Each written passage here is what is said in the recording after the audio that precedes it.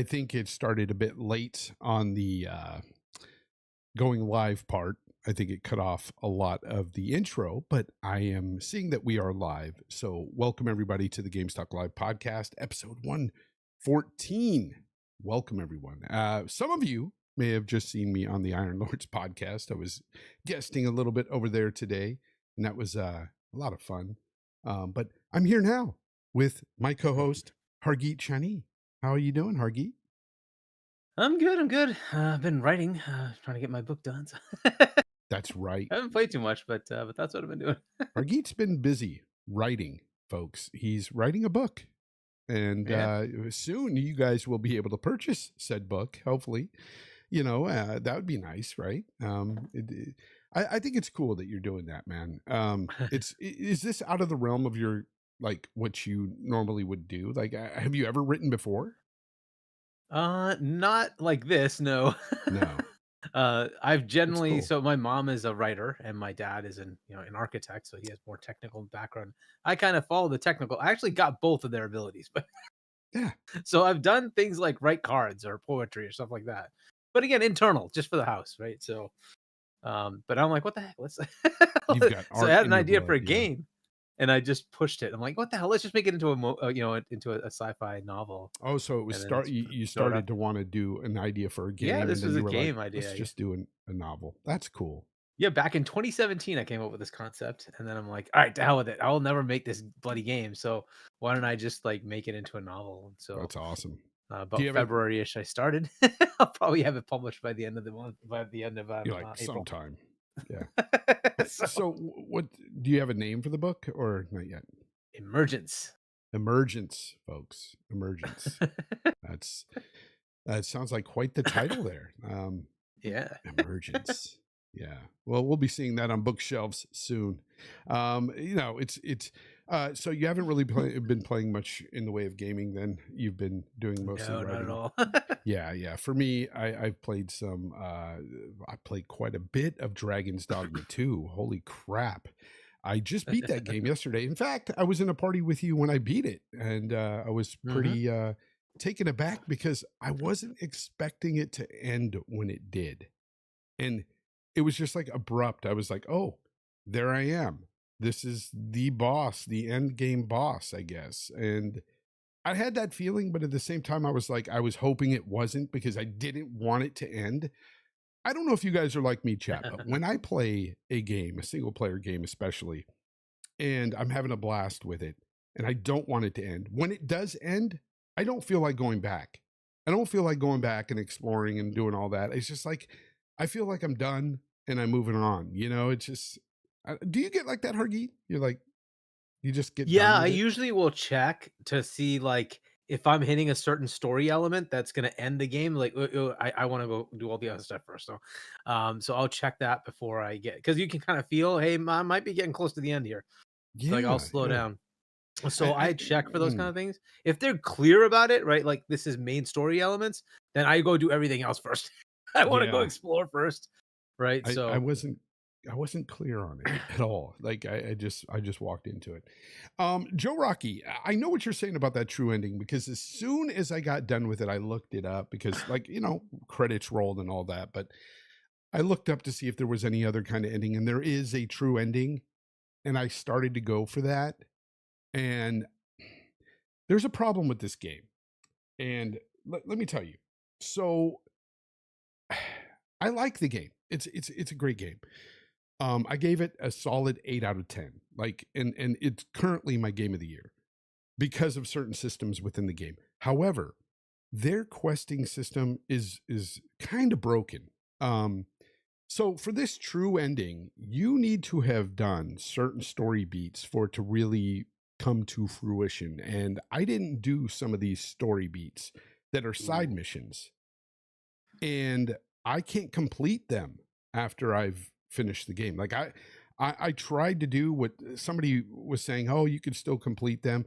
No, you can't because the quest giver is not giving me that option. I obviously didn't do something beforehand. And that's the problem I have with this game. Like if you don't do certain things um in a certain sequence, you could really screw yourself out of the game. like out of finishing certain quests.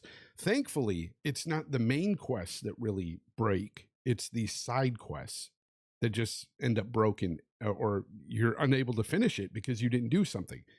There are parts of this game like where you can run into getting a quest item without you knowing it's part of a quest. So if you're holding on to it and the game system allows for only a certain, you have a weight system in there, you can only carry it a certain amount, you're going to get rid of said item if you don't know it's a quest item. And I did that. And because I sold it, it was gone forever. And I couldn't finish the quest. Wow. And this is the way it was designed. So for that, I took a whole point away. This game would have easily been a 9 out of 10 had there not been those issues with the questing system. Wow. So I will say, although I love the game and I would implore people to play it, it's amazing. Beware that these side quests, if you don't do them right, they can break. So there is that.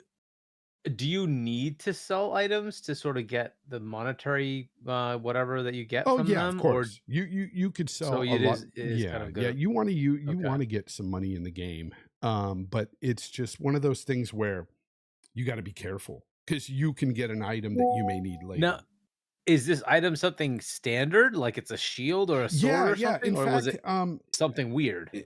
In fact, I think you could replace the item later on with something like down the line. Somebody told me that you could, but at the time I didn't know. And I already just forgot about it anyway. And I was just like, whatever, that side quest is thrown to the wayside.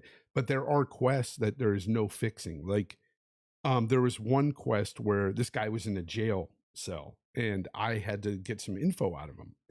The only way to do that is if you were to have encountered a couple of other people at a certain specific time within the game.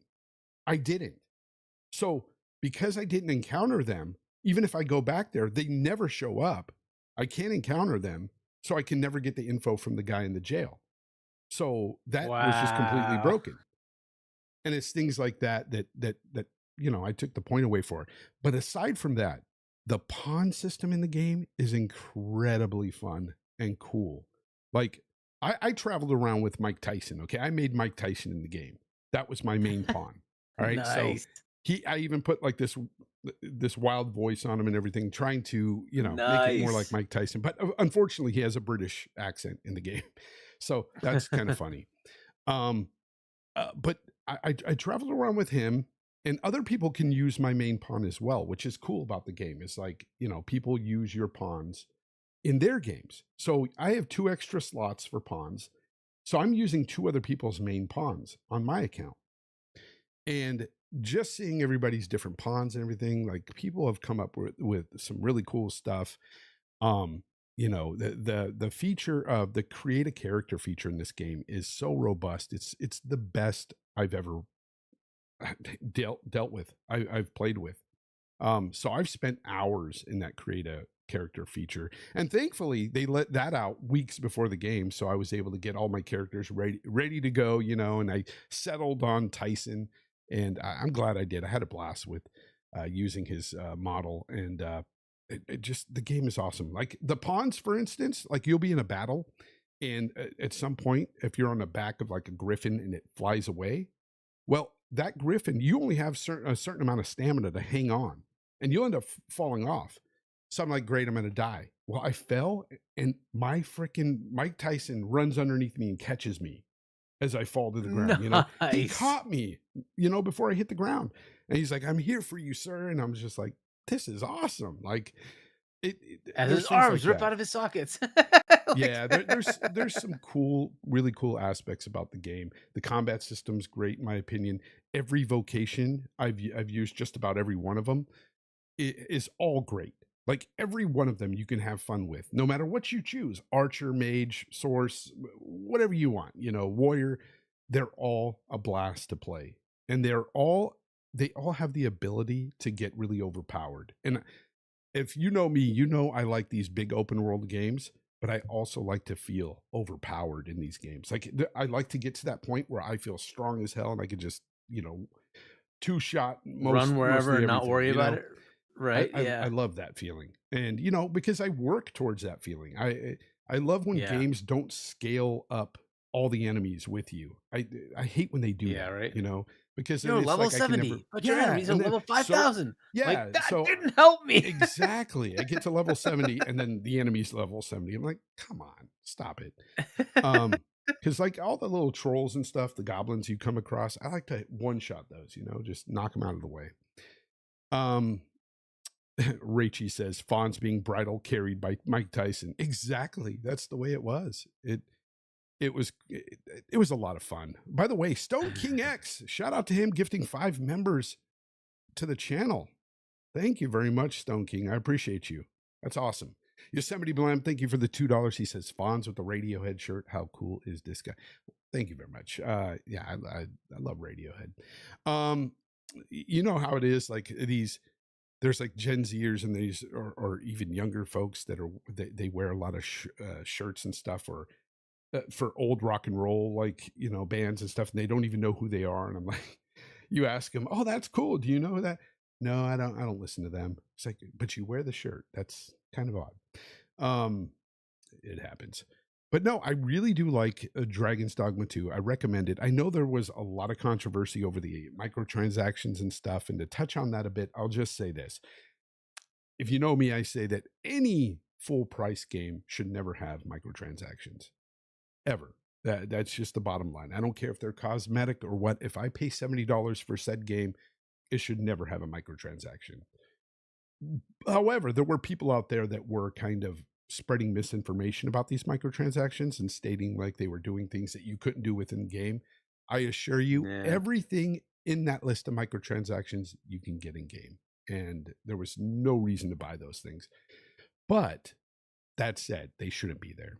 And that has to be really pushed. But Capcom always does this, Hargeet. They always throw microtransactions in. Well, I mean, I I say the same thing with Ubisoft games, but yeah, I'll be the culprit. I go buy them because it's like, well, you know what? You're telling me I can pay a couple of bucks and I see the entire map. You're the problem. And Doc's like, you're the problem. You're the problem. You're the problem. Like, yep. Everybody blame Hargeet for those microtransactions in single player games. No, sometimes you know, it's just like it's just easier, right? So sometimes like, yeah, exactly. Like, hey, you can get a bunch of experience, or you can get a bunch of coins, spend some money, and now you just buy whatever the heck you want and not have to worry about waiting for it. It's like, yeah, okay, whatever. Right. Yeah. Like, you know, you have to look at it from my perspective, though. I've probably given away more games than I spend in these microtransactions. Right. So it's like, if I'm going to enjoy it, why don't I just enjoy it? Don't care. Now, I get it for those who don't. And I agree with you. It should be something you can just play the game and it just works. Cool. Yeah. Right. But if it makes my life a little easier, cool. And it didn't. It didn't ruin my enjoyment knowing that those microtransactions were there. I just simply ignored it, kept playing the game, and had a lot of fun. So heck, I think I've given away like 3 or 4 copies of Dragon's Dogma 2. Yeah, lately you have. Yeah, that's true. That is true. But any. But the other game that I did play, and I just beat it. Well, I didn't beat though. It's a demo, so it was only about an hour. It was Stellar Blade. So I fired up the old PS5. You know what I'm saying? I fired it up. I haven't fired up a console since I've got this big beast right here. Thank you, Hargeet. In months now. So it's been about 4 months. I fired up the PS5. It worked. It came on. It was alive, and it told me right away. Guess what? The liquid metal didn't like drain out of the. No, it didn't drain, and I do have it standing up. By the way. But the first thing I was met with is update now. So I had to do some updates. Yeah. Updated, downloaded the Stellar Blade game, and it was really odd with the Stellar Blade demo because I couldn't find it in the store. So I Googled it, and it said, well, you have to look for it online and then transfer it over to download on your PS5. I'm like, why'd they do that? Like, so I had to like download it on my phone. It was really convoluted and weird. Like I looked it up and said, here's a demo, download now. And I'm like, okay, download to my PS5. And so I saw it go to my PS5, but I was like, why this unnecessary step? Why not have this in the store? I don't know, chat, was I the only one that didn't see it on the storefront? I thought it was weird.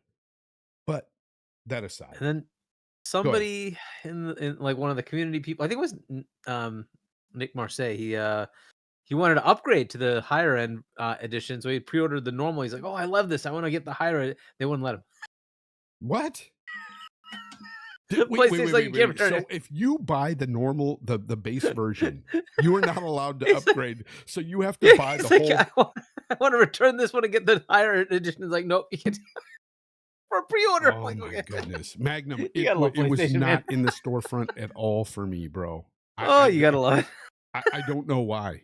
And I looked everywhere for it. I could not find the Stellar Blade. Now the Stellar Blade game for sale was in the storefront. I see that right away, but I'm not, I'm not buying it at this time.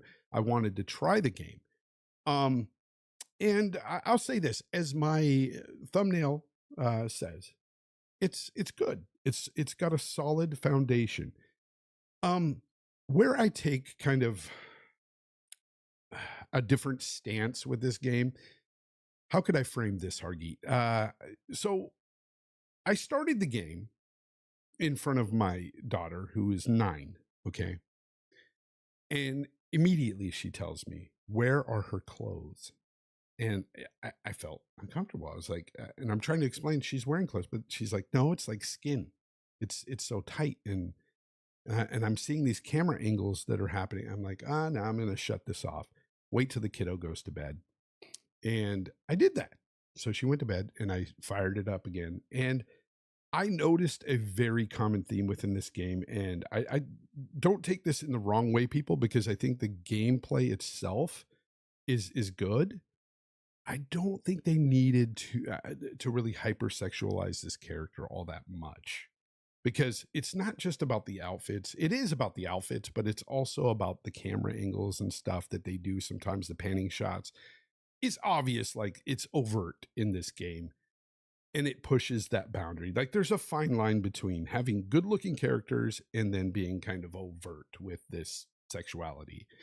And I'm not a prude at all. Don't get me wrong. I'm gonna play this Yeah. game, but it sucks because it's got to be like a dirty little secret. I can't play it around family. I can't play, like, for it to be a game that I feel uncomfortable even playing in front of my wife.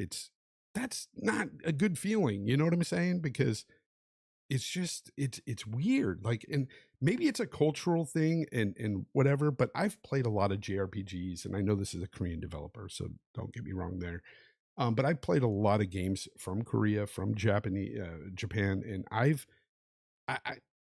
think this game pushes more of that sexuality than most other games I've played. So I haven't played the demo, so I couldn't tell you. I know I've seen the actual human being that they used, and I'm like, okay. So because she actually is that, and I'm like, okay. yeah, and no, And I what totally. she wears is what you're seeing. So she wears very skin Pretty tight much, stuff too. there's something to, leaving something to the imagination that I would Hey, prefer, look, this but is kind of the place where some women hate it and some women totally use it. This is who they are, and you're like, well, which one is it? So yes, who's in the right on and the who's in the grounds wrong? that And it's like, there are really people out there that look this way, for yeah, they sure do that. there are, They do that. there are. Um, And yeah, I see the comments already. Some people in there saying, "Oh, I'm being like IGN or working for IGN." No, I'm no, not no, no. going that far It's a because fair argument, but it's an because argument not against this game. It's an no, argument more against society. Like this is where we are, where there's a massive dichotomy, and it's like, well, look, art represents reality, right? In yeah, some shape, it just represents reality. And if you don't like it, that means you need to have that conversation as a society to say, is this what we mhm. want? That's a All I fair have to do, conversation, but it's not all I about the have to game. do is tell people this: go on Twitter, type in Stellar Blade, tell me what comes up. It has nothing to do with gameplay, guys. Nothing. Yeah, it's all about this. It And it's like the and both again, sides of it. And it's like, I'm not a prude, but yep. this is why you've seen certain companies like Xbox just Yep. last week say, "Hey, what did they say?" I think I've got this here. I could They bring it don't up. want hypersexualized, oversexualized, but you have Hmm. to define what that even means, right? So you can have good arguments about this on either side. Yeah, no, for And sure, for sure. I you know, ultimately I say let the creator do whatever they want, right? And if you don't like it, Oh, don't engage. 100%, 100%. If Don't this is engage, that type of game, so be it, right? Like, this is what creative right? outlets like, I'm not saying don't do this, guys. Don't have a Yep. character that's being hypersexualized in this way. I'm just saying to you married folks out there and with families, buyer beware. That's what Mm, I'm saying. mm. So it Do you says think here, it should be rated Microsoft, differently? it's 17 plus. So Okay, so it's already kind of it's a, mature yeah, anyway. Okay, it's already that's it's fair. rated That's right, I fair. think. Microsoft warns against game devs about stereotypes and exaggerated body proportions, it says. Here's the interesting about this thing about this article. It says, why is Microsoft pushing devs to create politically correct games? Okay. And according to Microsoft's letter, the US is the leader in media content with 80% created inland. But the content needs to be dedicated for the broad consumer, they say. It's like, okay, fair enough. But then here's the part that I don't Okay. necessarily agree with. It says research shows that players prefer to play characters that look like them and are more No, likely to purchase and play experiences where they no. align to the character's identity. So So the identity part I can kind of see, but players that look like them, no, I don't want players that look like me. Why do I want to play my ugly mug on some character running around? That is not what I go for with these experiences. I, just like everybody are else, they gonna like make attractive Kratos characters. look like me? Is Kratos gonna look like me next time? Is that what's gonna happen? Like, It's do I want to play that? No. Do I like you have to look at things in reality and say, "Well, look, should Prince of Persia look more like me? Maybe, but should he have this big ass gut? No, no, really. I mean, like, come on, there's some level of reality to like you want to play people that are way above you. Peter Parker attractive. should not be an Let's just say incompetent it. bum. That's just not what I want. I want him to be so capable that I'm like, yeah, dude, that's awesome, right? He's flying around. He's got this ability to get around and go and attack and not get killed, right? That I cannot do, right? That's the whole point. Is that not the point? Then what Yep. is the point, right? If I'm going to play baseball, should I be me? I can't play baseball. I want to play those greats that played baseball. I want to have their skill. That's the point, is it not? Like, Facts. I think Facts. that whole idea is just like crazy. Like there is a potential, an area where it's like no games are made with people of different ethnicities and all that stuff. And I'm like, well, the answer to that is not white people need to savior that and go make games from other people. No, no, no, no, no, no. There's 95% of the planet out there. They need to make games, Yep. right? And I've been saying that look, the majority of of the freaking world is India and China, and they need to step it up and make more games. China's doing it. At least they're bringing it, right? NetEase, Tencent, and all those guys are making games. Where's the Indian AAA development studios? I don't see them, and they're one of the top 5 economies in the world. So I'm done with the excuses. They need to bring it. UAE's got plenty of money. All they do is make resorts. They can make video games too. They Yep. absolutely could. Yep. Saudi Arabia Highlander is trying to spend 001, I see you, billions brother. Thank you for the acquiring. support. You know, bring more of your own studios. I want them to like Africa, same thing. South Africa, Nigeria, you got money. Come on. Yeah. It's time to start making games. I just find it kind of odd that they're saying straight out that players prefer to play characters that look more like them, and I don't And I agree with get that that. to some I level, think the right? And identity part, yes, for sure. yes, But especially if it's in looks, context, right?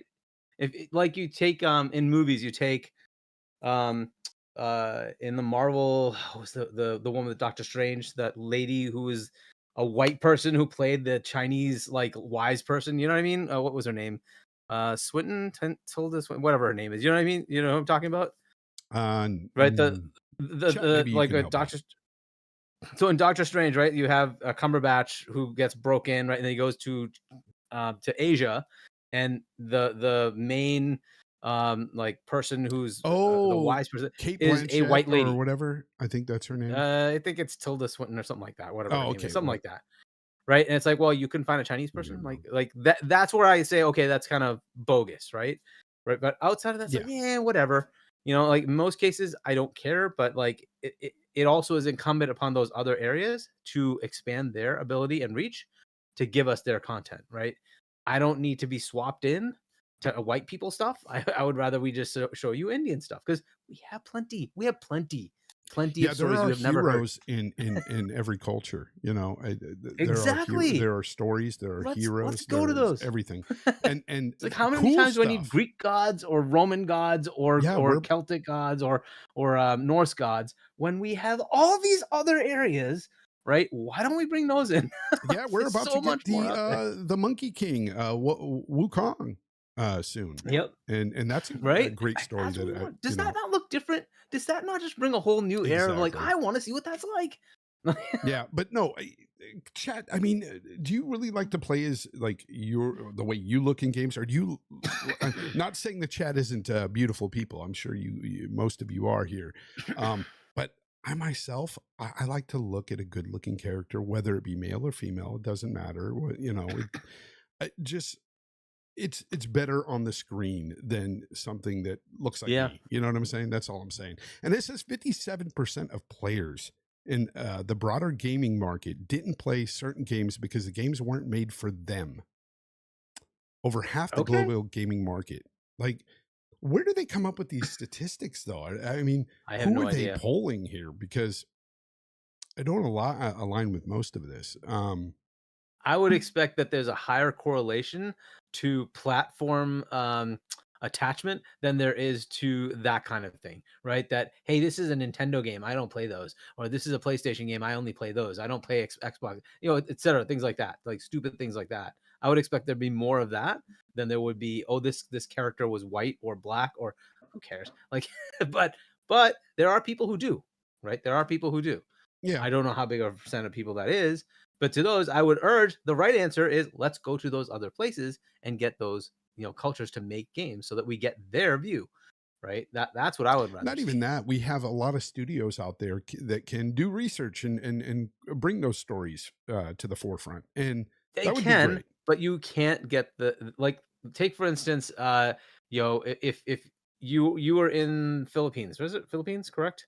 Yeah, Um, I lived there for so 7 years. if you compare the lifestyle of the Philippines versus the U.S., what things do you think are just things you don't even think about that are just dramatically different, right? So let's say it's how you celebrate somebody being born or a birthday Yeah, or a true. marriage or, you know, hey, you know, there's a festival that we just celebrate every year, but nobody even knows about that outside of the country, right? You can research these things, but it doesn't have the same significance to you because it's just different, right? I got you. You only have that if you live it and you understand this is what it means to do that stuff, right? These are the things we did as average people during that day, during that week, whatever it is, right? Hmm.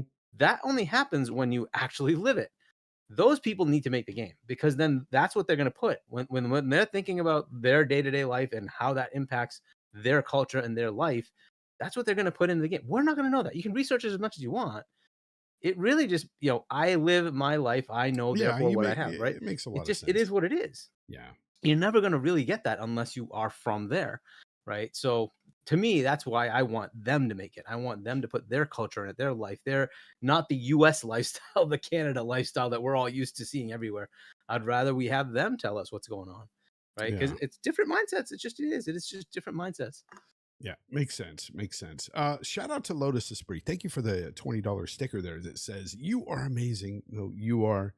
Thank you very much. I appreciate you. Seriously, that's awesome. Thank you for the 20. Um, what else we got? So yeah, so I played it. The gameplay itself is good. It's got a great foundation, as I said earlier. There's things at the end when you beat the last stage of this demo. They show you like stuff, abilities, and stuff you're going to get into later on in the game, and it looks really cool. So on that aspect alone, it's like I think it's going to be worth a purchase. I think I'm going to be playing this, but again, it's like that dirty little secret that I got to play behind the scenes late at night or something without my family around, because it's just one of those games, you know, that will make you feel uncomfortable. You will get questions from your wife like, what is this? What's going on here? I'm sure that'll happen. So yeah, to avoid that, it's just I got to play it without anybody around, unfortunately. Um, but yeah, it's a fun game. It plays a lot like it's sort of like you know, a Souls like, I want to say, in a way. It's kind of like that. Um it's again, you're only able to unlock a couple of the abilities and stuff, so it's like I didn't have that much time to really put in a lot of skill points or anything to see what this thing can actually do. So it'll be Wait it'll for the definitely mods, be then a you can fun have them game. all. So Sony, I think, has a good game on their hands with this for sure. Biff Rinaldi, thank you for the $5. Says it's all about the gameplay. The way a character looks really doesn't bother me. The artist put a lot of time into that, and I just roll with it. Yeah, true. I agree, Biff, but at the same time, like I I'll just be honest. I don't like playing just a simple, unattractive character on screen because when I'm playing games, I like to, be better than myself in the game. Like I don't know how to explain it really, but I don't like to, even if I'm choosing a guy or whatever, it's like I'm not going to pick the ugly one. Like it's just not going to happen. I see how some people it doesn't affect, but it does for me. It's just a personal thing. So if you guys don't mind, like Biff, like I can't argue with you. If you like to roll with whatever character they give you, that's cool. But yeah, I like to choose the options that appeal to me. That's how I should say it. I like to choose the options that appeal to me, and yeah. So it looks like it's going to be a pretty good game, guys. Um, let's move into Pentiment and Hi-Fi Rush. Apparently, they went to PlayStation, and it doesn't seem like it's selling very well. Even Sea of Thieves, even though it was the number one like pre bought game over there, Pre-ordered, yeah, yeah. it's still I heard the numbers aren't very high for any of these games. What have you heard about this, Hargeet?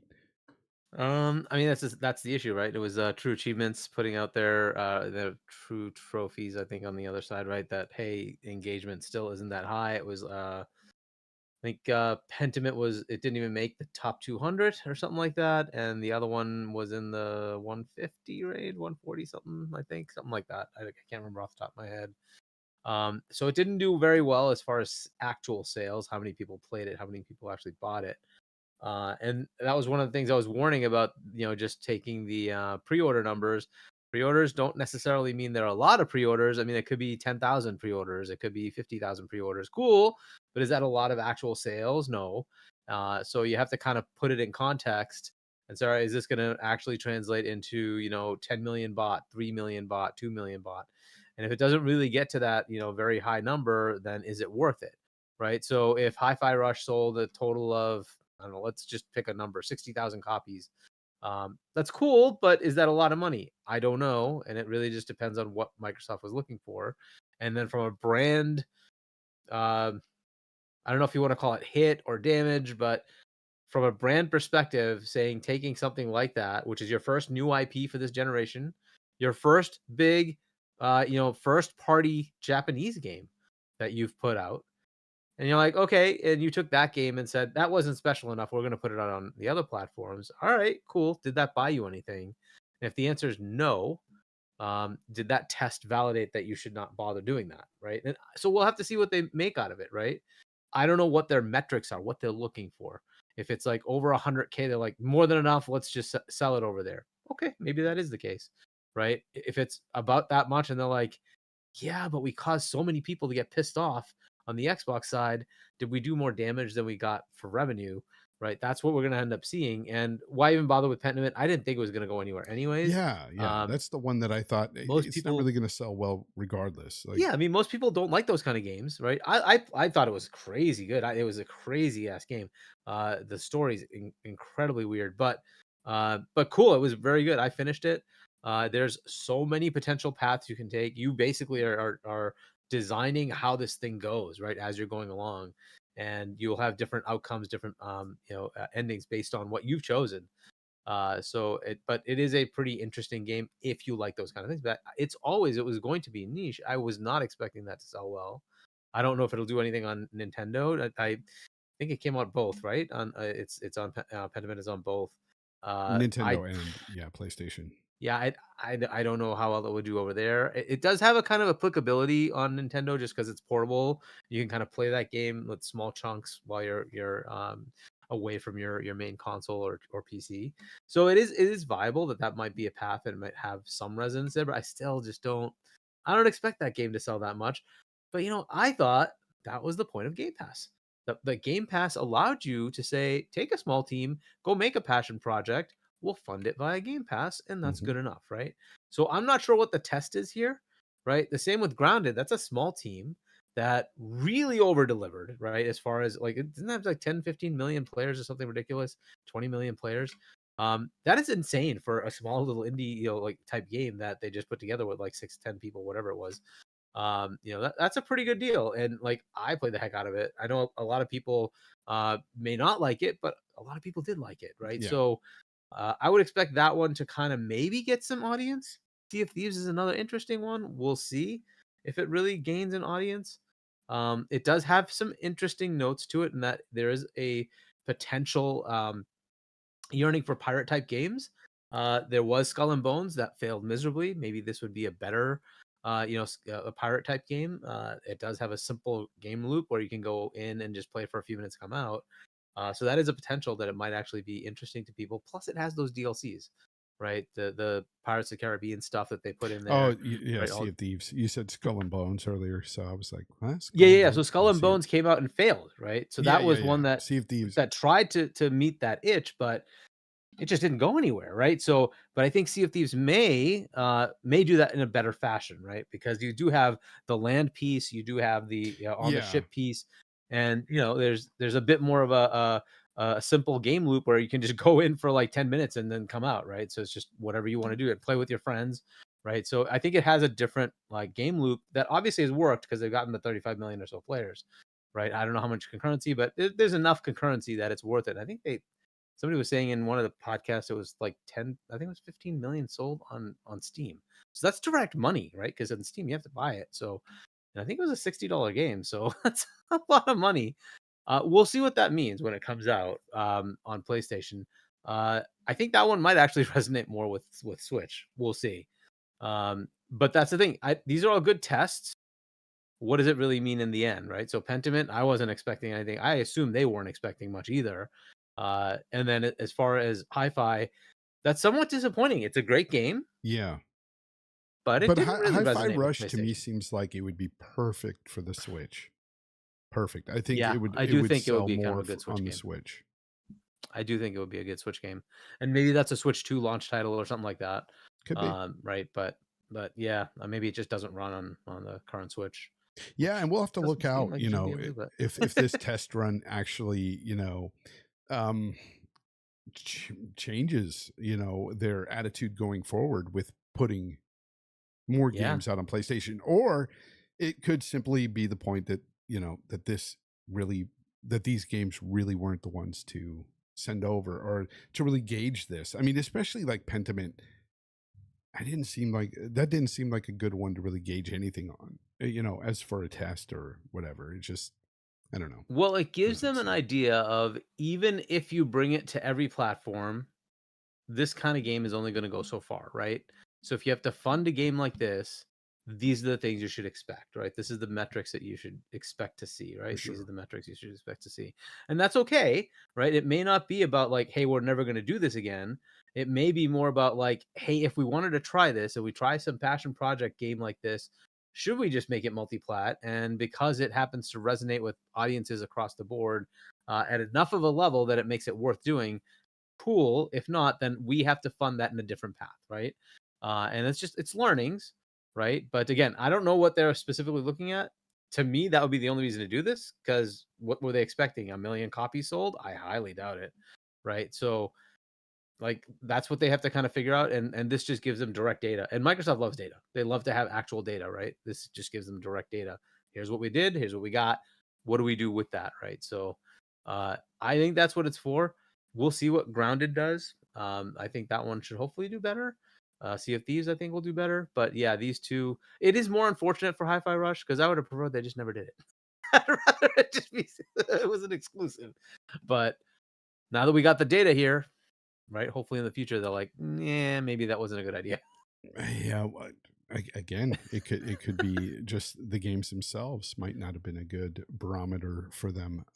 We'll I mean, you would see. think We'll Hi-Fi see. is a good game, right? But it didn't Yeah, do as well as they're expecting, I guess. I don't know. yeah, but I'm plus, PlayStation, uh obviously, you know, people like to point at the fact that, they buy games over there, they buy games and all this stuff. But at the end of the day, it's like, if you look at how many people actually purchase their exclusives opposed to, third party games that are massive anyway, like the CODs and the Fortnites and so, well, they don't buy Fortnite, but Yeah. like the CODs, it's a massive distinction there between those games. The reality is, yes, of course, they buy games, but so does Xbox gamers. Everybody buys games. And I'm thinking to myself, most of the people that were going to buy Hi-Fi Rush probably already got it on Xbox, and Or PC. or PC. Exactly. Yeah. So I don't know, because it's been so, I mean, this game has been out for so long that it just, I It's don't 1 know, year, until they do like a right? A day and year date and thing, something. with a game, Yeah. which I'm not advocating for. I'm just stating that if there was a day and date thing going to PlayStation as well, along with PC and Xbox, then I could see kind of gauge, better, who buys the games over there anyway, um, on all So I these think this platforms. game that's sitting right here, I think to me it solidifies that even putting this on PlayStation won't really move the needle. So And at we least can't it tell in looks to terms me of this is kind of in sales that on same hi-fi Xbox level. either, because we get that day and date in Game Pass. And Game Pass Yeah. is the factor that really drives a wedge between, sales and all this. Like, because a lot of people will state, even on a third party game, sometimes they'll say, I'm going to wait for that to go into Game Pass, even if they have no idea it's going to Game Pass. A lot of people are under that misconception that, hey, most games on Xbox will go to Game Pass anyway. Um, all their first party is there, so nobody's really buying it. That you get a few people out there that have Game Pass that will buy the game if they really love the game, Yep. just to say they're supporting even more. Respect, but I just don't Well, see most of the people doing that. So to but gauge look, how this many is people and buy it's on a Xbox versus PlayStation, like, it's hard. That's a hard metric. it is. But to the point of that, the thing that you hate is the thing that solves that problem, which is early access with DLC, right? You can get season passes, you Yeah, can do microtransactions, right? Those kind of things do exist, right? So it they did could with do that. Starfield. And Remember that? Play 5 days early if you Horizon, like pay. for Forza Yeah, Horizon 5, they did that same thing, yeah. right? I think did they do that with Motorsport? I think they did the same thing with Motorsport. Right.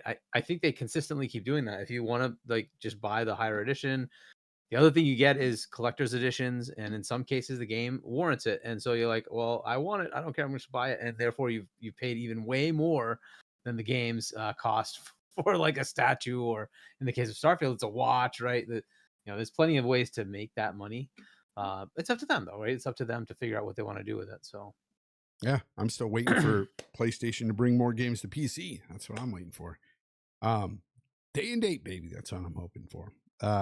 yep. That's the dream anyway. And I know Face, you're in my chat right now, probably gritting your teeth, upset that I even say that, because he doesn't believe it's going to happen. But one day it will. And you know what? I really think that game could be Death Stranding 2. I think that could be the first game to go to PC day and date.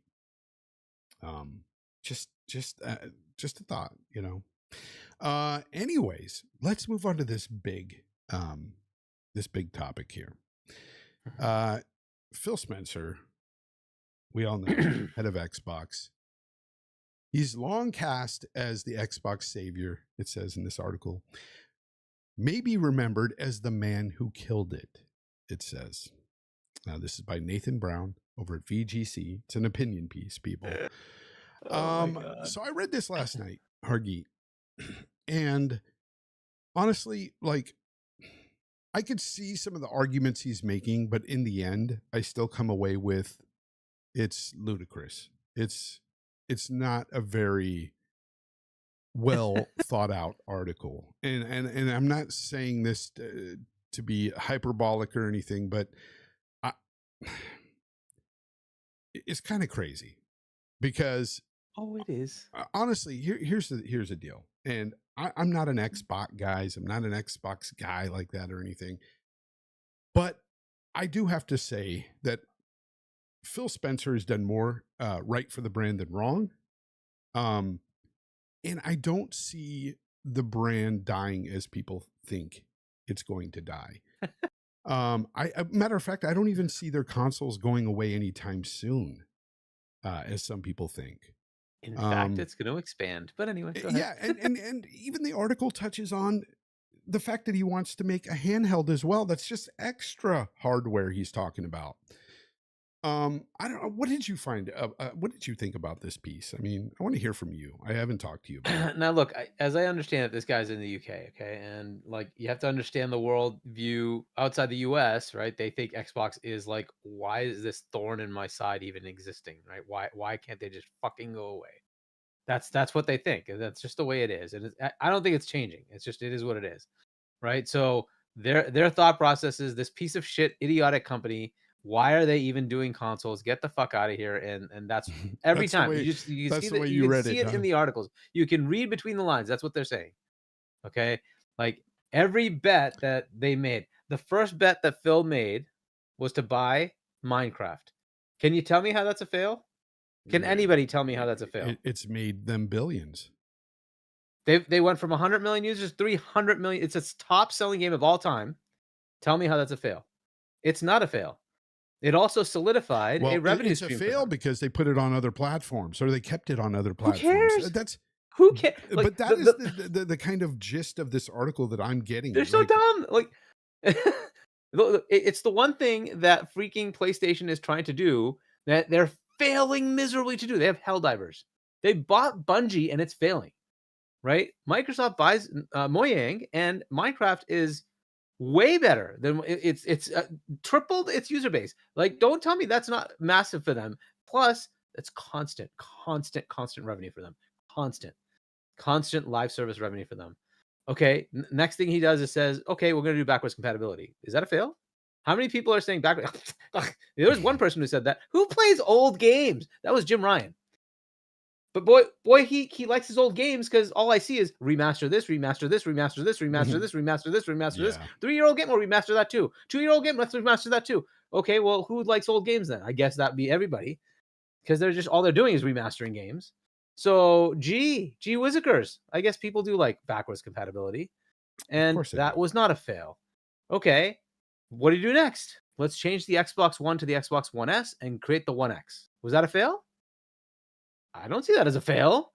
Now, did it massively move the needle? Maybe not, but the One S was definitely a better piece of hardware, and the One X was fantastic. It showed us 4K gaming, and it spanked the PS4 Pro. Don't tell me it didn't. It did. So where's the fail there? What fail? Where's that big bet that was failed? What are you talking about? Then he created Game Pass. Is that a fail? According to them, it is, because apparently it's not good enough for them. For the like 30 million that have subscribed to it, though, I want to say that they think it is good. I've got to say, like, somebody apparently likes it. 30 million of them.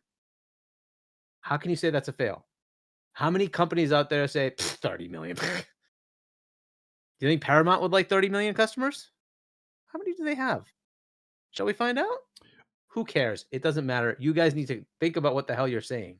Yeah. Right? What's the next big bet? Like, it's just every stupid thing. Let me reverse that and say, okay, let's talk about PlayStation. Their execs are all dying off because they're being fired off, right? So, like, what are you talking about? Like, PlayStation is losing its leaders. PlayStation made a massive bet to pivot all their studios to gas, and that failed miserably. They're canceling all their games. Just making single player games is unsustainable. Their single player games cost too much. That's according to them. That's according to Sean Layden, who was, by the way, Phil Spencer has survived Sean Layden, Jim Ryan, and Hiroki Totoki, and they're going to have another one. Phil Spencer will be there for at least 4 heads of PlayStation. They did PSVR 2, massive fail. They can't keep their profits in line, and Hiroki had to take over. Is that the case with Xbox? Xbox is the third most revenue in freaking Microsoft. Don't tell me they're failing. Talk to me about how they're actually failing when their revenue and profits are failing. They're making more profit because they just bought ABK. What's the mobile strategy for PlayStation? They bought a little dinky ass studio with 2 people in it that's never put a game out. Microsoft's strategy is let's go buy King, the biggest game publisher on mobile. Okay, that's a fail? Please tell me how. They have all the live service games that you want: Call of Duty, World of Warcraft, Minecraft. Where's yours? ESO, Fallout 76. You've got Bungie, which is failing with Destiny 2. Don't look at me. Look at their own stats, their own numbers saying we're not making money. And Marathon is not apparently doing well. So what do you want me to tell you? Um, Freaking Hiroki's saying that was a bad freaking investment. so Hiroki Totoki, the head of freaking PlayStation, of the second in command of Sony, is saying that was a bad investment. Okay, where are the articles saying that PlayStation's in trouble? Their profits are dwindling. Their market value lost $10 billion. Microsoft's that's went up. something you really can't really throw against Microsoft, is that they're not successful in terms of revenue, because they have been very successful in terms of revenue. Exactly. But this article reads more like a scorned fanboy than anything else. Yeah, it's crazy. And again, like, I could say the same thing when you're bringing up talking points to point at Sony. I could say, well, the same thing. Like, then you would be screaming like a fanboy, scorned fanboy. But at the end of the day, it's really because a lot of people have this outlook that, well, Phil Spencer threw the towel in. He's already said, giving up on the consoles and all this stuff, which he didn't necessarily give up on the consoles. He just said, look, we're not winning this race that you guys have, see us in or whatever, but they're continuing to make consoles. They still continue to talk about making these consoles, and yet people are still claiming, oh, they're going to die. They're going to die. Consoles are going away. Xbox consoles won't be here, by 2027. Oh, they're goodness. done. And it's like, they've done nothing but talk about hardware recently. And I don't see that happening. Albert G, I see you in the chat. He says, can you guys talk about how Game Pass isn't getting that big anymore? People are leaving Game Pass. See, how do you know that people are leaving Game Pass? Because from what I take from the numbers with Game Pass right now, it's not necessarily that they can't retain their subscriber base. It's that they're simply not growing anymore. And I don't know why. And I've even spoken on this show before and said unequivocally that I don't think the Game Pass numbers are all that great myself. And I wish that it could grow more, but it's simply not. And I don't know why. But to say that, they're losing a bunch of subscribers and stuff, you don't know that. We don't have the data to show that. All we can just go by is what they've given us. And that's what, 35 million right now that are subscribed. And that includes the Xbox Live that were passed over, which I heard was less than 10 million, or I'm not sure how much 6 that million was, or something like that. like 6 million or something. But even then, the numbers aren't great. I was expecting by this time, a couple of years ago, by this time, I thought that they'd hit closer to that 45, 50 million subs, but that was just me thinking, that was my opinion. I don't know what it is. I don't know, other than to say that at the end of the day, they still need good, compelling games. They do need that. They need games. Games are what does the talking, the walking, all that. And they will definitely bring you sales to your consoles, and not only that, to the subscription services. I just think that's the main thing they got to focus on. When I was on ILP earlier, I said that Xbox is their own worst enemy. And by that, I mean that, every time they take a few steps forward, it always seems like they take 10 back, because they say or do something that people don't want to hear, or people don't like. And these media outlets will run with that, and they'll make a mountain out of a molehill. This is just the way it's done. Yep. For that clickbait. That's basically what they're What? doing. And I don't disagree with them doing that, because they need to that's make money. how they I get make it. money. Yeah. It's how they make money. And it's sad. I wish it was the other way around, where we're the ones driving their revenue, as in the consumer, right? Not the big publishers or whatever, right? So that, but either way, it is what it is, right? We'll have to see, I guess. I mean, it is kind of like that with consumer when you're talking about clickbaity stuff, but it's really crappy that it isn't like a Patreon type thing where you just you just pay for it as a service. I like getting news from gaming media, and therefore I pay whatever it is, 10-15 bucks a month to get gaming media news, and it just subsidizes these guys instead of having to deal with clickbaity bullshit, right? But that's across the board on media, by the way. Media sucks right now because it's all. And I saw the question posed earlier. I forgot who put it out there. It might have been Portal Player. He was like, well, if the company were to ultimately fail, which right there, I got to stop you and say, based on their revenue and their success that they're having, they're not going to fail anytime soon anyway. But if they were, let's say, just for poops and giggles here, if they were to fail, would you blame it on Phil Spencer? Partly, yes. Of course, you have to. I mean, he's the leader. He's the top guy at Xbox, so you have to put some blame on him. But that's just not the case right now. That's why this article is kind of funny, because as Hargeet pointed out, they're doing very well financially. It makes no sense to talk about how Phil is ultimately the man who will kill the brand if the killing isn't happening, if the murdering isn't happening here. What are we talking about? Like, the number of times they've replaced the head of PlayStation is the number of promotions that Phil has had. So you guys, like, the entirety of this is absurd on its face. They have their problems, though. They do have their problems, and we talk about it all the time. Marketing being one of those. And by the way, I've obtained some secret backdoor videos here for, okay, so they hired a consulting firm, all right, to try to help them with their marketing. And the top guy, and this was years ago, mind you, and this is why it's so bad. Let me show you this video. It's really, it's not good, folks.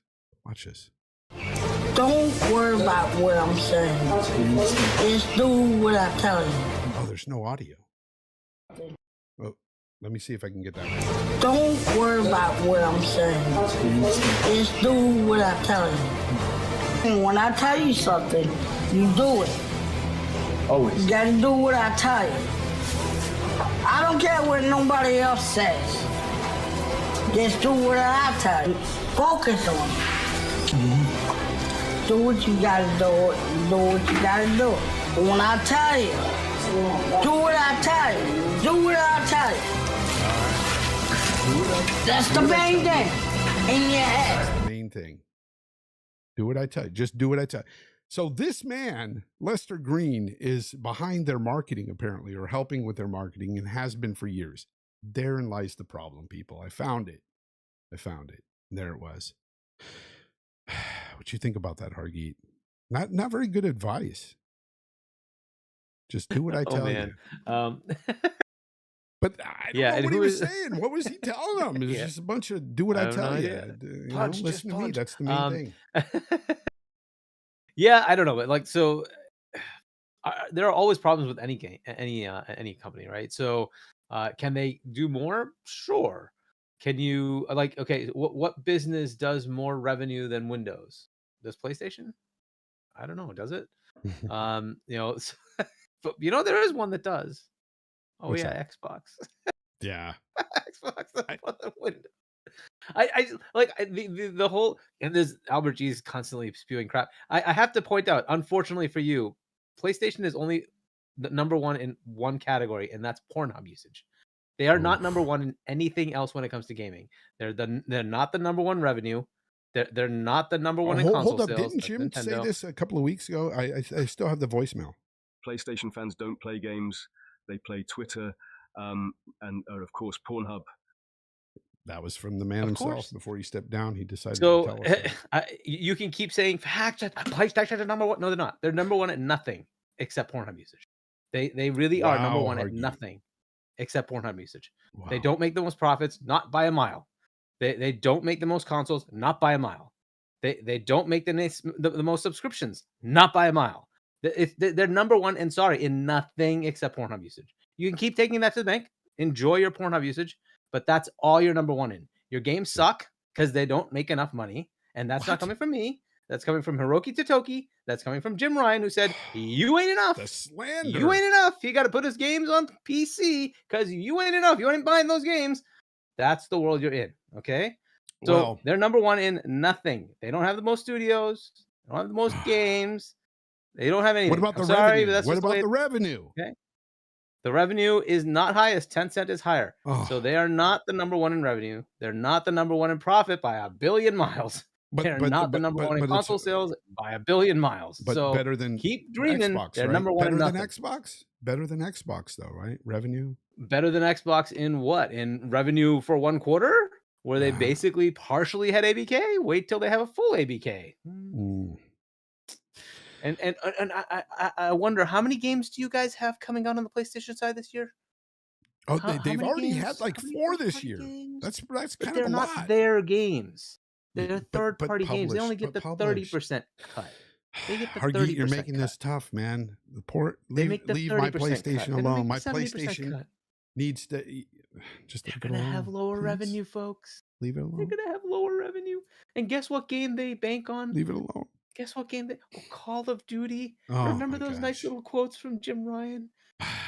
We Jim can never Ryan. recover. We can never recover. Yeah. Good luck. Guess what's happening this year? All Call of right. Duty's All winning right. No. You're Xbox. going a little bit overboard now. Yeah, that's it. Number one. Jax82, thank you very much for the $10 super chat. He says, what is Microsoft as a company looking for in Game Pass compared to Netflix? As far as growth, Netflix price goes up every year. Game Pass went up once after 7 years of keeping it the same. How does it compare? How does it compare to Netflix? Well, it's like the Netflix of gaming. I mean, you've got a bunch of variety of games there. What it needs, though, is those compelling games within Game Pass. We've talked about that before.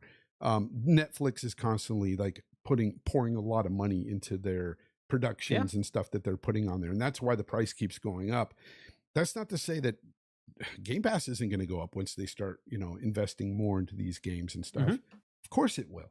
At some point, it'll go up again. At what point would you? I'd like to ask the audience though. At what point would you guys say enough is enough? Like I wouldn't want to pay more than this. I'd jump out. Like what is it? You can't really make that call right now though, because again, they don't have those games that are really driving people to just need a Game Pass at this point. But yeah, they definitely need to work on the games. That's the number one thing I've said for a long time. They just need compelling games, and we just haven't had that yet. Maybe they just need to. I mean, they should definitely have compelling games, but I think they need to do more than just compelling games. They need to actually get the message out there somehow, and that has been a big problem. If there are still a lot of people who don't know what it is, that kind of sucks. The other question is there enough of a market for that kind of thing? How many people would play these games to begin with? I don't know. Right. That's always been a problem, right? The majority of gamers play casual games. They play like freaking games on their phone. That's just the truth, right? The majority of the revenue is coming from phones. It's not coming from consoles or PC. Now, with the ones that do play on those platforms, how many only play Call of Duty, Apex Legends, and Fortnite, and they don't do anything else? And if they don't do anything else, Game Pass just means nothing to them, right? Because they'll just buy their Call of Duty.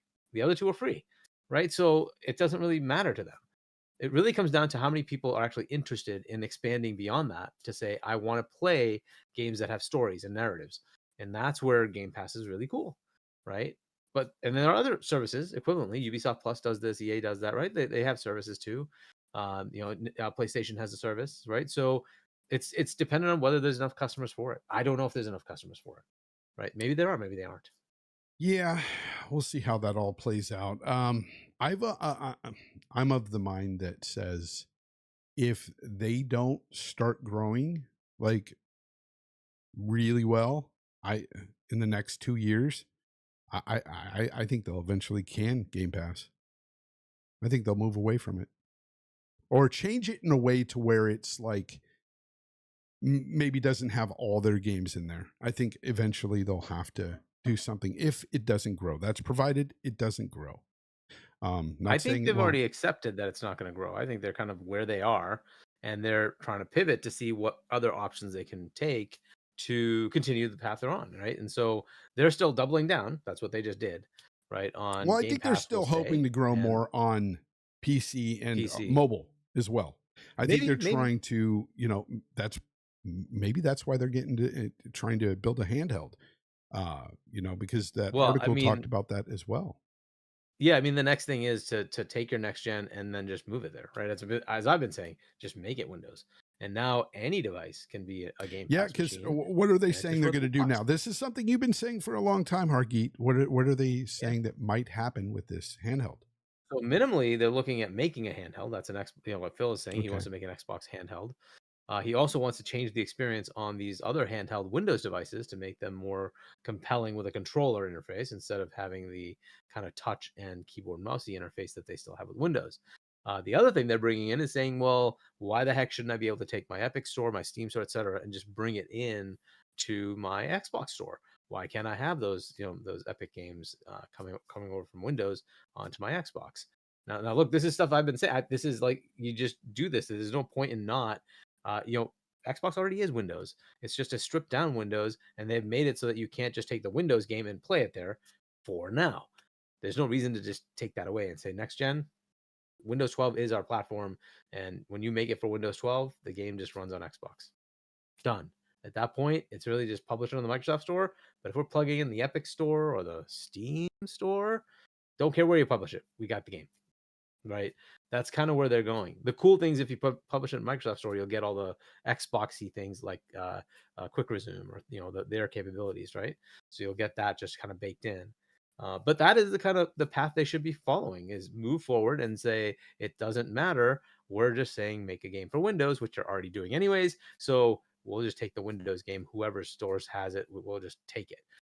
The other part is then you can say I can certify other devices. A ROG Ally 2 can be an Xbox, an actual Xbox, just a certified Xbox, right? So now you opened up your hardware to more people, right? So it makes it even more interesting, right? So I could have something that's more powerful or less powerful depending on what I want, right? So there's got to be a level Yeah. that they have minimum, and then just anything above that, right? It's up to me as the customer.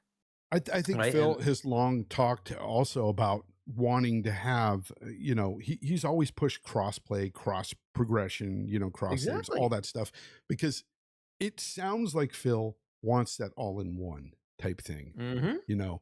and here he can do something like that if it's provided if Valve plays ball and Mhm. decides to let Steam go on their handheld or whatever. I personally, and I said this on ILP earlier, if you were there, but I said that I personally would like my dream whole, like console of gaming is basically everything all in one. Like, Yep. I don't want to go to different devices all the time. That's just me. Okay.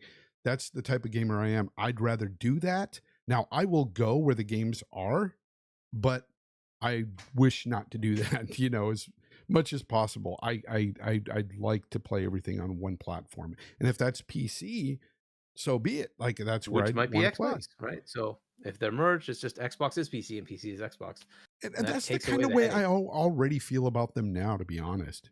The only difference is I hate their whole UI and everything on the PC side. I think it's terrible. It's terrible. And they just Yep. need to integrate what they've got going on in the console space. Just make an app and just make it just like the console when it comes to, getting into their ecosystem. It would just be much better, in my opinion. So future, I think that's kind of where they're going. The other thing that does is, the consoles are dwindling. That's just the way it is. The consoles are kind of being held up by people in our generation. Younger generations don't care as much about them. They prefer mobile and PC. By embracing it, it's like, hey, PC, that's Windows, that's us, right? They can just go ahead and take that customer, right? They can say, hey, your next PC is just an Xbox, right? I You buy a Windows remember 12 laptop, back it's an Xbox. in 2017 when people were having fits over Microsoft or Xbox finally putting games on PC. And when this was going on, nobody thought ahead to say, hey, they're kind of just looking towards the future, and that's the way it's going to go anyway. That's where we're going to catch more revenue and stuff. And lo and behold, that's actually what's happened years later.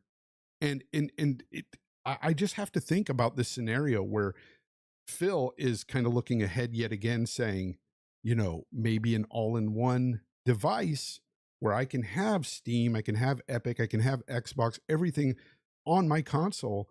Maybe he's looking ahead yet again and being, sort of a visionary here yet again, because you can't take that away from what they did with putting games on PC, because now PlayStation's doing it. Yep. So yes, both of them are third party because they put their games on Steam. Oh well. yeah, it's just the way it is. Sometimes we fight change, especially us older folks. We're like, we don't want to see things change. But man, I've bent and molded myself and changed here and there with this industry so many times, and it's just and it's not for the corporation, it's for my benefit. It's what I want out of this whole thing, and that's what I want to stress to people. It's like, you need to go where you feel most comfortable with. Like, if you're a console guy and you don't want anything to do with PC, so be it. I mean, you could be that guy. They give you a console. If you don't mind having 3 consoles to play, different games and stuff, that's fine. Like, but if you want that all in one, you got that too. Because what can you play on those Epic stores and the Steam? You can play PlayStation games there too, as you were saying earlier. I mean, you can literally have an all-in-one if they were to do something. Can't wait to see that one when somebody says, "Oh, hey, I booted up my new Xbox, and guess what I'm playing first? God of War." But this is a question I asked earlier to ILP as well.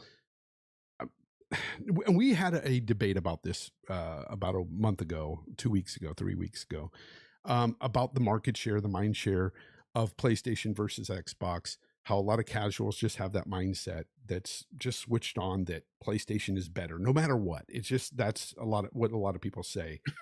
Now, how do they change that? Even going forward with something like this, they have an all-in-one.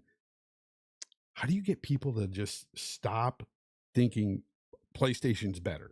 PlayStation's better. Like, I don't have the answer. What's they that? already have the answer. PC. Does anybody say PC isn't better? Anybody? The only people who don't like it is the interface. It's the interface, right? Yeah. It's the interface. The interface. Right? If I took away that interface issue, who would say PC isn't better? Yeah. It's already done. The answer is easy. Xbox UI, PC. You're done. Who's going to tell me that that's not a better answer? You've got the Epic store, you got the GOG store, you got the Amazon store, you got the Steam store, you've got itch.io, you've got Microsoft store, you got Battle. I could go on and on and on, right? You can get games on discounts all the time. What about the problem with different SKUs though? Because you kind of, you spread developers kind of thin when you do this. This is so the Series S and X having, 2 different, it's like the same architecture, but different, right? You've got less in one than the other. And it's caused already, we've seen developers hamper development because of this. And sometimes it slows development down. And most recently, Dragon's Dogma 2 just had a patch for the PC and PlayStation version, yet they'll come out later with the Xbox version because they have 2 SKUs to work for. What about that issue if they have a handheld, a console, PC, they're dealing all this different stuff they're dealing with Xbox games? I mean, you already answered it. They patched it for PC first. But you've already answered it. It's still an issue though for the consoles in the handhelds, but you're still thinking consoles and handhelds won't be the same thing. They're like, your ROG Ally is a PC, right? So when they patch the PC version, but one is more powerful than the other. So there's always there's this auto scale built into those games, right? They allow you to toggle whatever you want on PC. Right? You see that now, right? Now you're on PC, so you can say, I don't want max settings for this, and this. I'm okay with that. I want low enough settings to get 60 frames, right? You can toggle all that, do whatever you like, right? So it doesn't really matter. That stuff is kind of native to PC already. They already deal with it.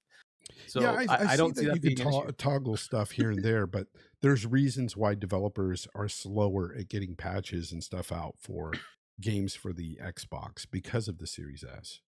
And wouldn't that be an issue? It goes away. It goes away. It's How? PC. You already said it. PC and PS5 got it at the same time. The problem is solved. It doesn't matter. It's done. But you have 3 different SKUs, and some are not as powerful. I mean, if you're talking about now, right? If you're talking about now, yeah, Fair enough. But I'm talking about next gen, right? If we go to next gen and it's just Windows, it's just Windows. So when you get a new game, you're not buying it for Xbox, you're just buying it for Windows. Oh, And that game just runs on your Xbox. oh, I see what you're So saying. it eliminates the entire problem. You're just buying Windows code, right? The actual executable is just, it's Windows. That's it. It's just a Windows game. You can run it on your laptop. You can run it on your Xbox. Doesn't matter. It's the same bloody game. The same code. I'd like to is know running on how the chat would feel about that if Xbox were to basically just go PC, and have, you're saying PC, console, handheld, but it's all Windows. It's all, it already is. It's just that they've abstracted a bit more and said for console, we're making it a bit more of a challenge for you to make the game. It's still DX12. It's still running Windows. They just make it different than actual normal Windows. But I'm just saying, take away the obstacle and just say, I don't care. Just put it on the Microsoft Store in Windows, and now it's an Xbox game. Done. Right? You eliminate the entire barrier. Every single Windows game is now available to you. I think most people would just like to play where they prefer. If that's console, if that's exactly handheld, if that's right. PC, And I'm still saying you have, they want those options, and they'll yep, be and there. I'm still saying it's going to be an Xbox. Like the box will still boot up with an Xbox logo, come up in like 2 seconds to 3 seconds, whatever it does today, right? It'll still feel exactly like what you have. The UI that comes up is whatever it is, unless they want to change the UI, right? But it'll be the same like Xbox UI. What is the most accurate number of sales we have right now regarding Xbox Series X and S together? Like, what are they at? Shy of 30 million, maybe around there. And right now, are they still behind the Xbox One generation in terms of where they're at this time? They might be. They might be. Okay, so my question to you is this: what would it take, do you think, for Xbox to finally say, we're not making consoles anymore? Because I'd like to know that, and because why? Well, so the equivalent question would be, why would they continue with Surface? They don't need to. 100% they don't need to, right?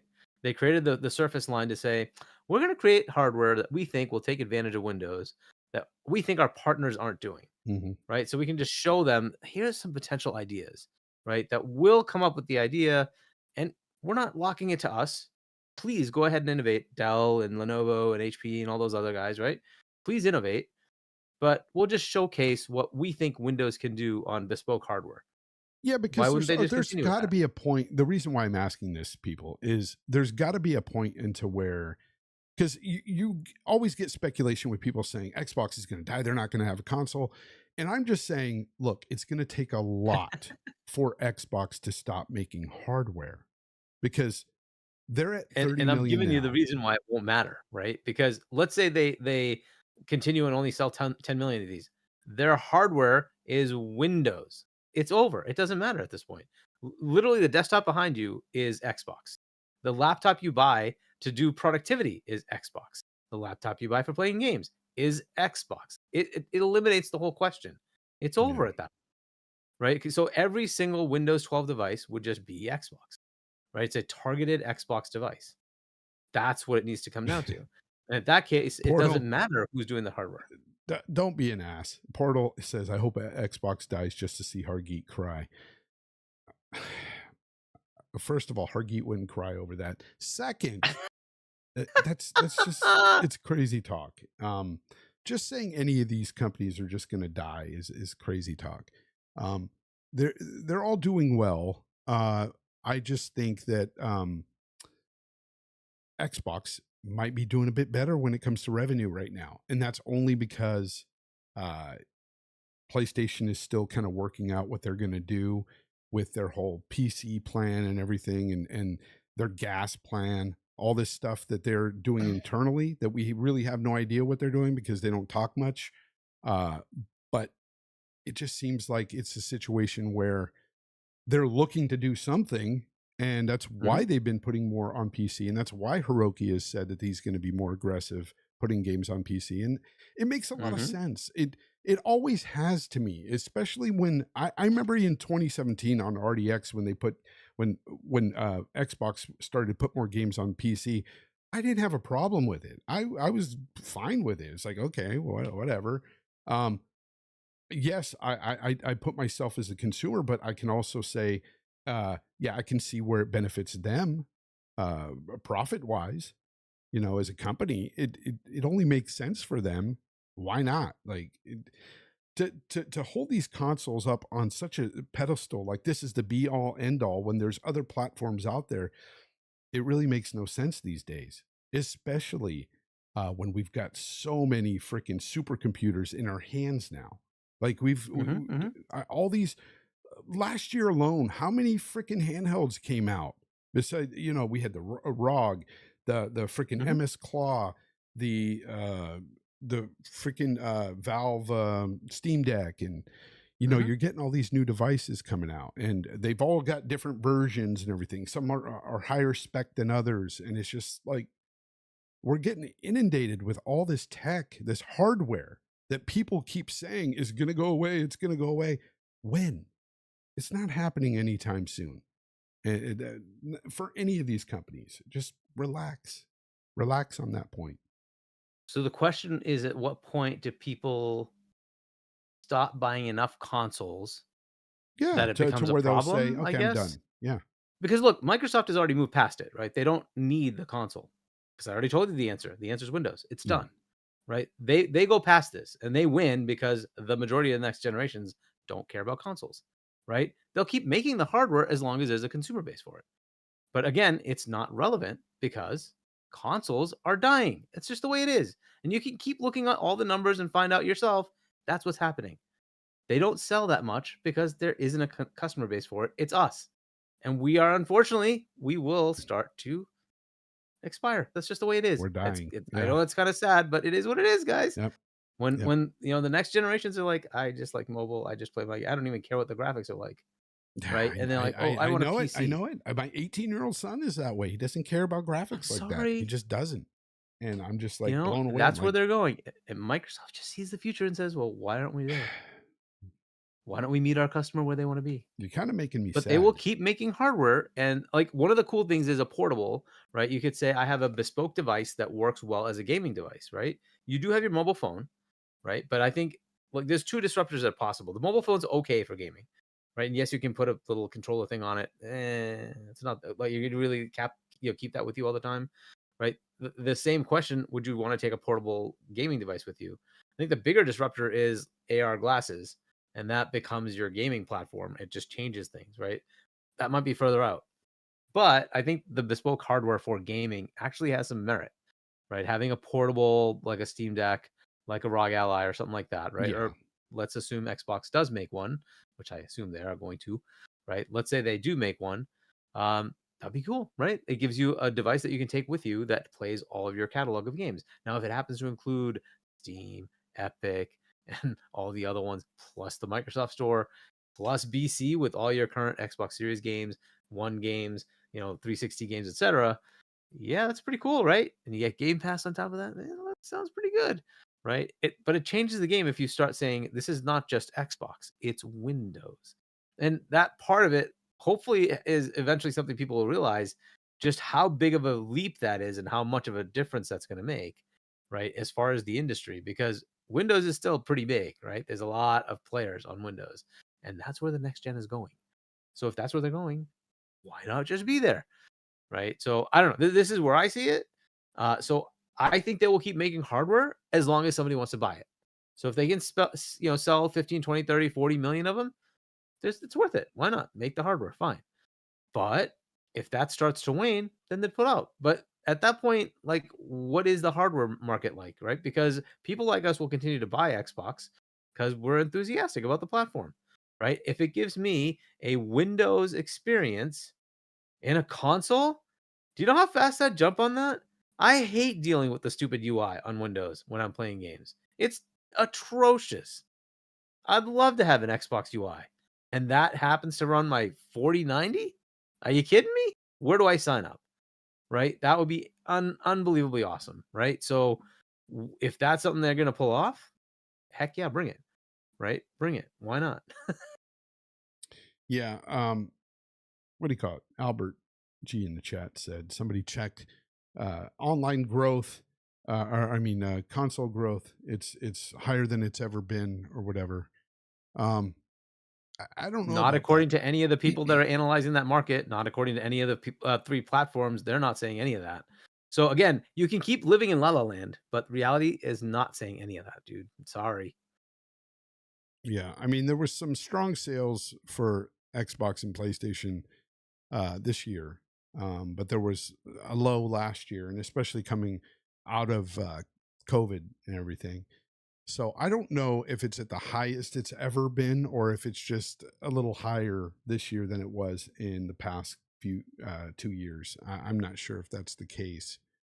But again, there's industry analysts that look at this stuff. And I remember, I think I saw a post by Matt Piscatella, and I don't want to misquote him or anything, but this was like a month or so ago. And he was talking about how the console space not growing very much. Correct. So it's flatlined. It's 200 to 220 million. and he's somebody that looks into that stuff. So I don't know if I Yep. would go against him, honestly, because he looks at these numbers constantly. That's his job. Ronnie Savage for the $1.99 super chat. He says Xbox is the only console that's not selling. Top it. Well, it's selling, but it might not be selling all that well for sure. And that said, Microsoft doesn't really seem to care. Correct. And is it a Like, good thing, or is that people a bad expecting thing? this though, to sell Hargeet? like 700 million consoles? I'm just curious. What was the expectation? Well, if you build something, you always want to sell it, right? So there's got to be Right, but- some level of expectation there. There's got to be. Right? And how much is okay? Yeah. At what for point is it them, okay? we won't know that number. We will never know that. But at the same time, I'm thinking to myself, you always want to sell as much as possible, and you've got to feel a bit deflated if you're not making those sales. You got to be. I guess. I mean, like, so their expectation for based on what we got from the FTC stuff, right? The leaks that they were supposed to be redacted. They were looking to sell 60 million of these. That's Victor it. That's what they're Alistine expected said to sell. that Matt said that it matured. The market has matured for console Yes, sales. exactly. Yeah. Yeah. It's That matured was to his the point where words. it's just not going to like really grow. That's it. Yeah, it's not going to Unfortunately. explode. is Growth what he's vectors are saying. elsewhere. Yep. And that's what he was talking about too, is growth in other sectors like PC, mobile, and that space. So Yep. makes sense. What's up, Umbra? I see you. It's good to see all these good people in the chat today. Yeah. But yeah, it's, I don't know, man. I just think about it sometimes and I'm like, there's got to be a certain point to where they're like, we're done with this, but I just don't see it, especially with the way Microsoft talks about hardware. That's why that is why I put the articles like that in Crazy Town, because you've got the execs at Xbox straight up telling you that they're coming out with new hardware, and yet you're calling for the fall of Xbox. And not only them Well, saying look, this, but unfortunately, you see the success in revenue as well, quarter they don't after care. quarter, and you're They wondering. don't care. I mean, you've got this Albert G dude just constantly saying the same thing. They're brainwashed. They're not going to change. It doesn't matter. They think that's I'm weird. stupid, right? I'm looking at all the data. All I do is look at data. And I'm like, what are you even talking about? He believes whatever baloney he wants to believe and says, oh, that's the way it is. These are grown men that don't know what they're talking about. Okay, show me data. Show me data. And I can show you tons of stuff coming from industry analysts who are saying the opposite of what you're saying. What do you want me to tell you? It's just Albert, reality. I saw it. It's it is what it is, man. 2.8% growth this year from over last year, but there was a decline last year. I'm just saying I don't see the massive growth in which you're trying to point to at a 2.8% growth this year. I don't know. I don't know what to tell you. But at the end of the day, does this stuff really matter to us, the gamer, the consumer side? No, it doesn't. Especially when they're going to continue making that hardware that you're saying is going to go away by 2027 or whatever it is. He's saying it's the end of the year. He's saying that Xbox is going to die at the end of the year. That's what he's saying. And that, like, are you insane? What proof? Are you insane? Seriously. Like, do you have any brain cells? What are you saying? I don't understand. He thinks this is Sega. Honestly, he thinks this is Sega. You This is understand not the Microsoft same is literally situation. the I most lived through valuable Sega, company on the and planet, right? I remember what happened with Right? Sega, and it was Are you you guys don't insane? even know why the demise of Sega even happened, and it was because that company was just ran stupidly. They ran it into the ground. It had nothing to do with not having games or whatever. They just didn't. They did. The Japanese and the American side of Sega were at We're fighting. odds, and they butt heads, Yeah. and they didn't believe in the same thing. And Japan overrode freaking America, and they said, no, you're gonna put out these consoles here, put this one out, and it ultimately oversaturated and killed themselves. Like they put out like the 32X, which was doing great, the little thing that you put in the cartridge that you put in the Sega Genesis, and that thing was doing fine in America. In Japan, it wasn't. So they threw out the Saturn, and it was doing great over there. They threw it over here, and they pushed it on the market, and we were telling them, no, don't do that. We're doing well over here. They pushed that on the market. It didn't sell well. Then they immediately came out with a Dreamcast and killed the brand. They just kill it. They lost trust with a lot of gamers out there. They did not see Sega as being a viable platform. They saw them as being very desperate, and they died ultimately because of it. And it's sad because I liked Sega back in the day. They were very good. I like their games. Face 23 BKNY with a $20 super chat says, Ooh. At Hargeet Chani. He says at Get Chani. No.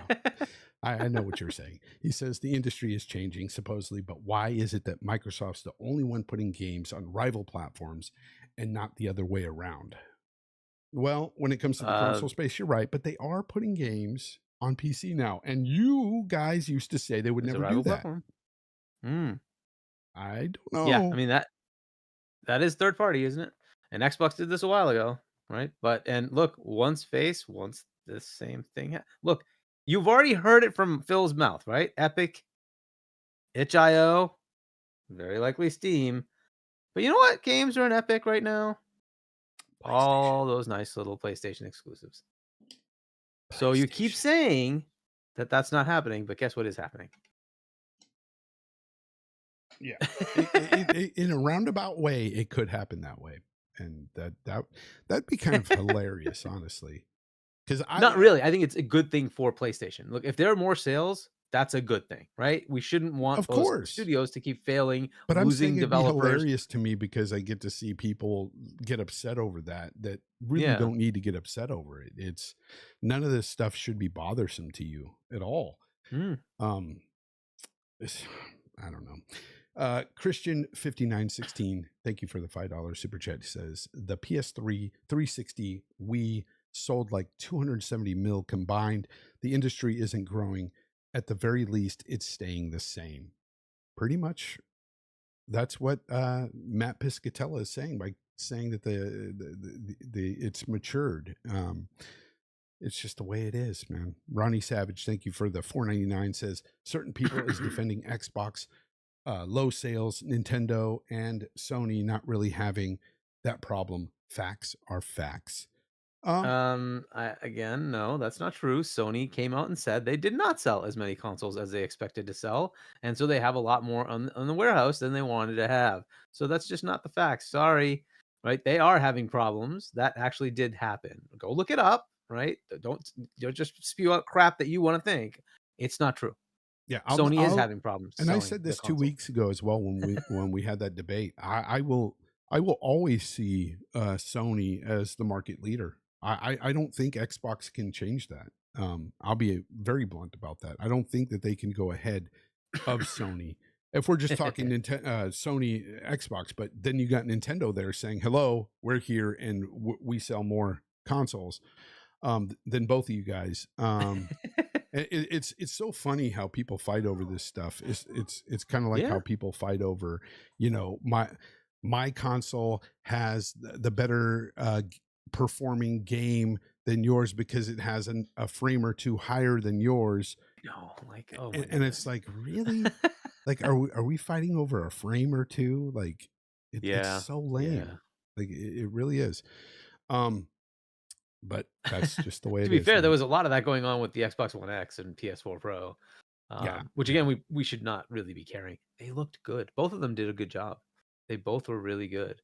Now there are times when the PS4 Pro was totally spanked by the Xbox One X. That happened, right? But still, if you played the game, it was fun. It didn't matter. You still played the game. It was fun. Yeah, at the end of the day, like I said, it's about the games anyway. Exactly. Well, Albert G thinks PS5 is outselling the PS4. PS5. I don't know. I don't know if it's outselling the PS4 because again, they just talked about how the sales aren't meeting what they expected. Yeah. So I don't know. It could be the case. You could be right on that. I don't know. I don't want to put my foot in it and say something that I don't know. Lotus Esprit says my console is better because it has cool faceplates. LOL. Yeah, exactly. Yeah. Bring back faceplates for every console. I remember Xbox 360 had faceplates. Oh man, those were junk in my opinion. I didn't care for that stuff. Still don't these days. Actually, I did change my plates on my PS5. I did. And that's only because I didn't want the pop collar look. They're really big. And plus I wanted a black PS5. So I got those D brand slim plates and I love it. Looks good. Anyways, what else we got?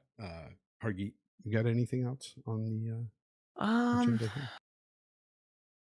Well, I mean, there's one other thing that happened that was of note. Not it's a big deal or anything, but we did get, and people are going to hate this. They're going to hate this. I'm just going to be pretty stupid about it, but here we're going to do this. Oh, no. Flip it around. What is that? Okay, here we go. And I'm going to shut this down. Is that PlayStation 1? Yeah, that's a PlayStation 1. So, and I'm this is all tongue-in-cheek, folks. It's all tongue-in-cheek. This was Jim Ryan's last headstone last week at as the head of PlayStation. And in his honor, we'll take a moment of silence for the Jim Ryan era coming to an end at PlayStation. Oh man. There are many great moments, many great quotes. I think Jim, they will all come to an end today. He left a voicemail for you, by the way, Hargeet. I'm astonished at just how stupid one man can actually be. That wasn't me. That was Jim Ryan.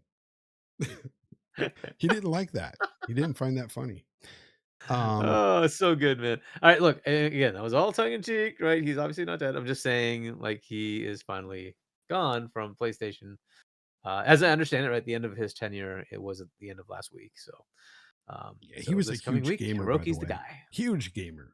He played a lot of video games. Yeah. Yes, yeah.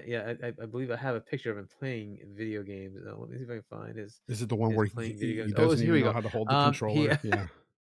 Yeah, I love that one. He also was very staunch in his belief in generations. And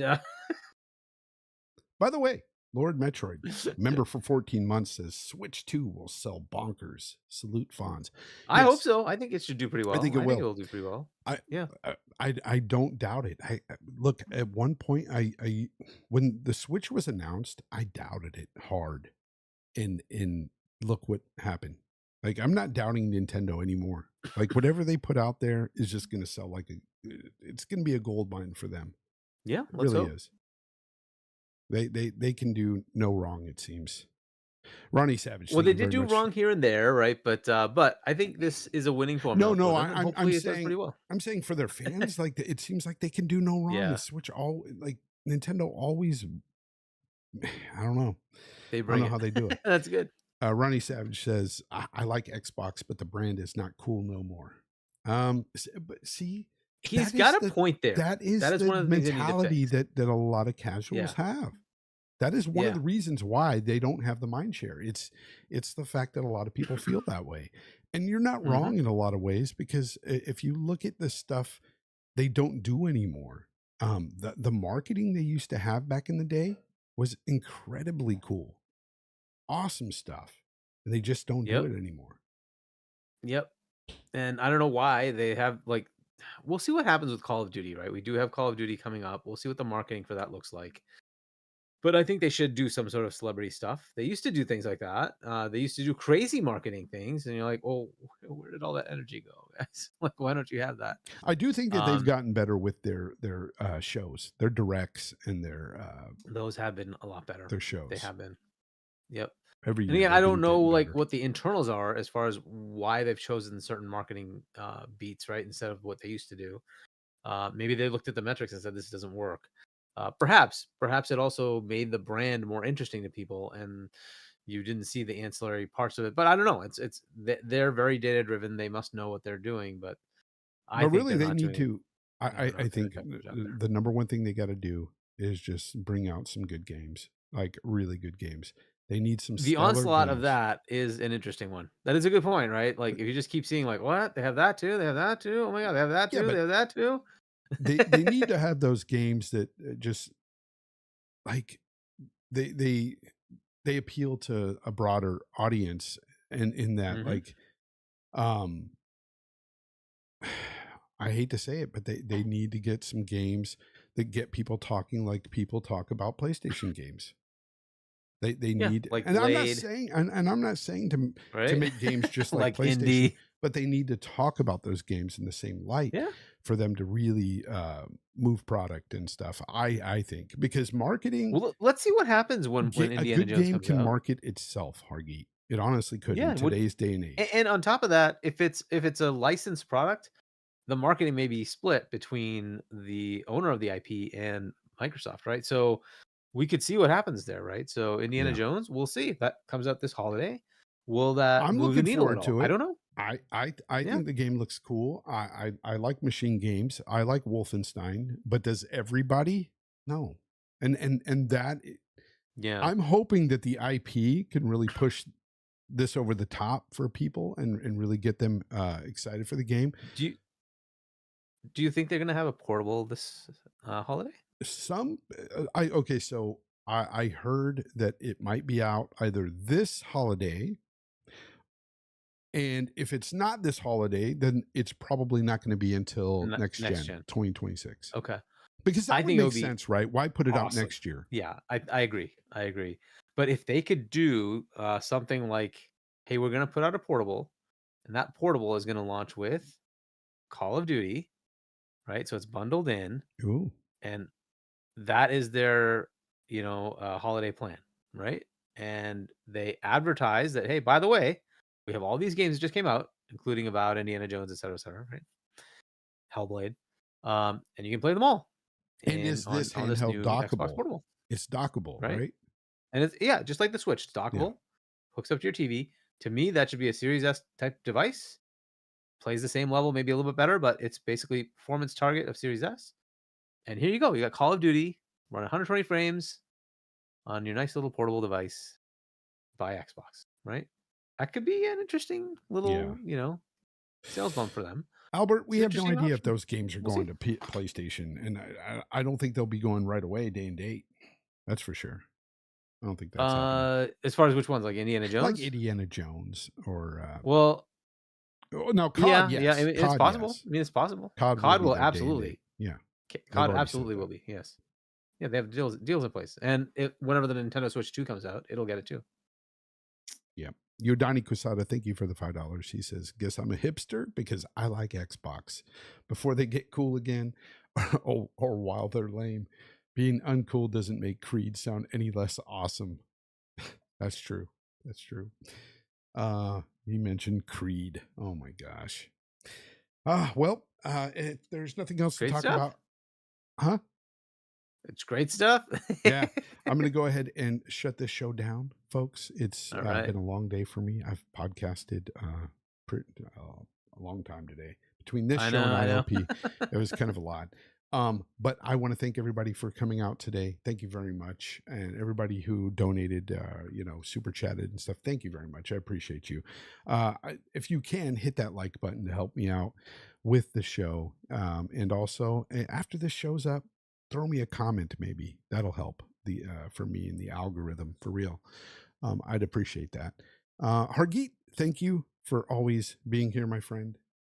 Tell everybody what you're up to next where they can find you, so they can go and berate you and get mad at you and cry on your shoulder. Oh, and the next one in Double Barrel Gaming's, Primetime Gaming Yeah. podcast, that'll be Wednesday at 7 p.m. Boomstick's channel, Double Barrel Gaming. So check that out, 7 p.m. US Eastern Time. And then after that is Night Shift with C Money and Doodle. That is on Point for Gaming, I believe is the channel. That's 6 p.m. US Eastern Time. Check that out. And we'll be back here next week. Awesome. Awesome. And with that said, I want to tell everybody out there listening after the fact, thank you very much. I appreciate you guys too, over there on, all the streaming platforms. You all are awesome. And with that said, don't bot people. And, till next time, game on.